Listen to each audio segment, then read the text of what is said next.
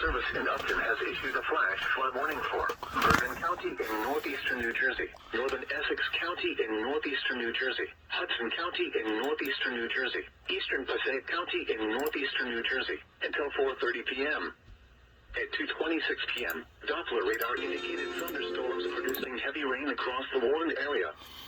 Between 1 and 1.5 inches of rain have fallen. Additional rainfall amounts of 1 to 2 inches are possible in the warned area.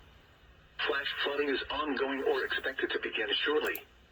Hazard: flash flooding caused by thunderstorms. Source: radar.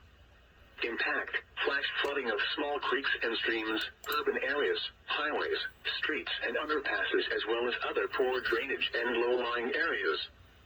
Some locations that will experience flash flooding include Patterson, Passaic, Wayne, Bloomfield, Hackensack, Bergenfield, Paramus, Ridgewood, Lyndhurst, Rutherford, Secaucus, Ramsey, Ridgefield, Caldwell, Kearney, Englewood, Hawthorne, Rattle, Norwood, and Peterborough.